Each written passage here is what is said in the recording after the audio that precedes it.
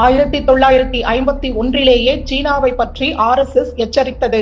ஆனால் காங்கிரஸ் அதை புறக்கணித்தது. அதன் விளைவுதான் 1962 போர்.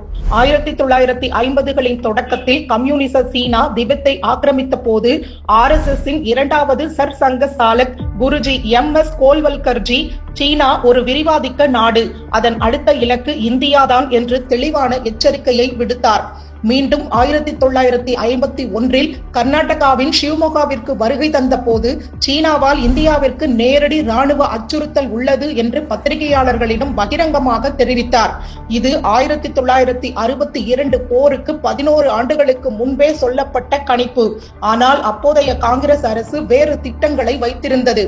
நேரு இந்தி சீனி பாய் பாய், இந்தியர்களும் சீனர்களும் சகோதரர்கள் என்ற முழக்கத்தை முன்னெடுத்தார். 1954 பஞ்சசீல ஒப்பந்தத்தில் கையெழுத்திட்டு எச்சரிக்கைகளை அலட்சியப்படுத்திவிட்டு மோதலை தவிர்த்து நல்லுறவை வளர்க்க முயன்றார். 1962க்கு முன்பே ஆபத்தின் அறிகுறிகள் தென்பட்டன. கைலாச மானச சரோவர் அருகே சீன ராணுவ சாவடிகள் அமைக்கப்பட்டன.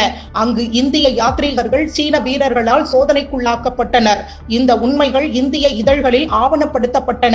மேலும் குருஜியாலும் நேரில் கவனிக்கப்பட்டன.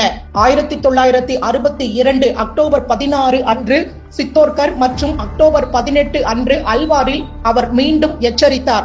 அடுத்த 2 நாட்களில், அதாவது 1962 அக்டோபர் 20 அன்று சீனா முழு அளவிலான தாக்குதலை தொடங்கியுள்ளதாக அகில இந்திய வானொலி அறிவித்தது. அதுவரை குருஜியின் எச்சரிக்கைகள் கேலி செய்யப்பட்டன. சில எழுத்தாளர்கள் அவற்றை அடிப்படையற்ற வதந்திகள் என்றனர். ஆனால் சில நாட்களிலேயே உண்மை சுட்டெரித்தது. தாக்குதலுக்கு பிறகு 7-8 மூத்த காங்கிரஸ் தலைவர்கள் டெல்லியில் குருஜியை ரகசியமாக சந்தித்து உதவி கோரினர். RSS உடனடியாக களமிறங்கியது.